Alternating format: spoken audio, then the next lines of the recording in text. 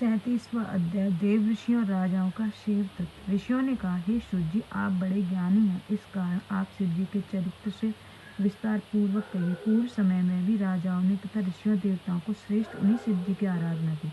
तब सूर्य जी बोले, हे ऋषियों, आपने बड़ा ही उत्तम प्रश्न किया। ऐसा पहले नारद जी ने ब्रह्मा जी से पूछा था, जिस पर ब्रह्मा जी ने प्रसन्न होकर उन मुनि श्रेष्ठ नारद जी से कहा था। अब वही संवाद मैं आपसे कहता हूँ, प्रीति पूर्वक सुनिए। ब्रह्मा जी ने कहा, हे नारद जी, शिव जी का चरित्र तो बड़े बड़े पापों को नाश करने वाला है। जब लक्ष्मी सहित विष्णु जी ने शिव जी का पूजन किया तो महादेव जी की कृपा से उसको सब मनोरथ पूर्ण हुए। शिव की पूजक में ब्रह्मा भी उनकी कृपा से संसार का विधायक हुआ। सब मेरे पुत्र शिव जी के पूजक हैं। वशिष्ठ आदि सप्तऋषि और विशेषकर तुम तो शिव जी के परम पूजक हो। परम पतिव्रता अरुंधति तथा लोपामुद्रा और गौतम पत्नी अहिल्या भी तो शिव जी की पूजा करने वाली हैं। दुर्वासा, विश्वामित्र, शक्ति, दधीचि, गौतम, कणाद, भार्गव, पृषपति, वैश्यपन, ये सभी मुनिगण शिव जी की पूजा करने वाले हैं। उपमन्यु, यज्ञवल्क्य, जैमिन, गर्ग, सुख, शौनक तथा अन्य ऋषि परम सेव एवं शिव जी के पूजक हैं। देव माता अदिति ने अपनी बहू के साथ सप्रेम पार्थिव शिव की पूजा की। इंद्र इत्यादि लोकपालों, 8 वसुओं तथा देवताओं के साध्यों ने शिव जी का पूजन किया था। गंधर्व, किन्नर आदि दैत्य महात्माओं ने शिव जी की उपासना की। हिरण्यकश्यप दैत्य ने भी अपने भाई तथा पुत्र सहित नित्य शिव जी का पूजन किया। विरोचन भी शिव जी का पूजा करता था। वाणासुर तथा हरणाक्ष तथा पुत्र वृषपर्वा, धनु दैत्य, उनके सभी पुत्र शिव जी के पूजक हुए। शिव शेष जी, वासुकी, तक्षक तथा अन्य भी सर्प जाति के बड़े नागों को और गरुड़ आदि पक्षियों ने भक्ति पूर्वक शिव जी की पूजा। सूर्य, चंद्रमा, स्वयंभुव, मनु राजा तथा उनके पुत्र प्रियव्रत, उत्तानपाद तथा उनके वंश में और जो भी राजा हुए, सबने शिव के पूजक हैं।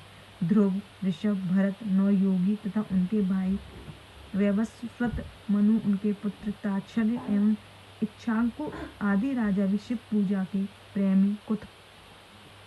कुकुतस्थ, मानधाता राजा सागर, मुचकुंद राजा हरिश्चंद्र, कलमासपाद और भागीरथ आदि राजा ने शिव जी की वेशी धारण करते शिव पूजक थे तथा देवताओं के परम सहायक तथा राजा खटवांग ने सर्वदा शिव की पार्थिव मूर्ति बनाकर महादेव जी की पूजा की। फिर उनके पुत्र राजा दिलीप, उनके पुत्र रघु, उनके पुत्र अज और उनके पुत्र दशरथ तो बड़े ही शिव भक्त थे, जो वशिष्ठ जी की आज्ञा से नित्य महादेव जी के पूजन करते थे।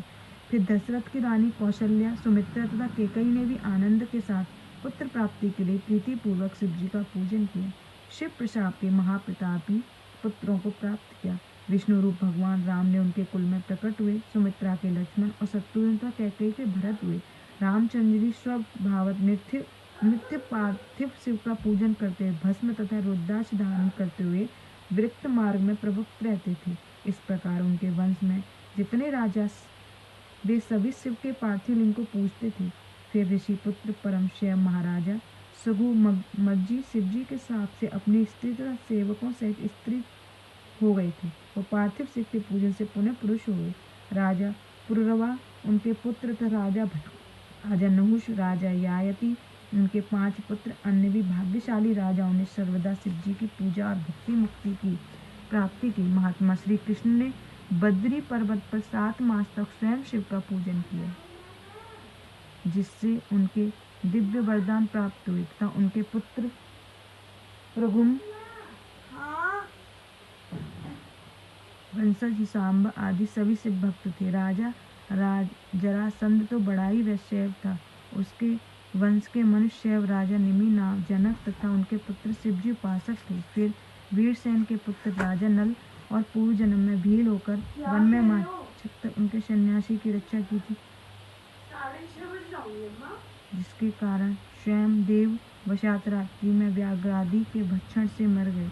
उसी पुण्य से दूसरे जन्म में राजा नल होकर दमयंती के प्रिय पति हुए। इस प्रकार शिव जी का दिव्य चरित्र मैंने कहा। हे ऋषियों, अब इसके आप लोग और क्या पूछना चाहते? इति श्री महाभारत चतुर्थ कोटि रुद्र संहिता का 37वां अध्याय समाप्त। जय गुरु जी।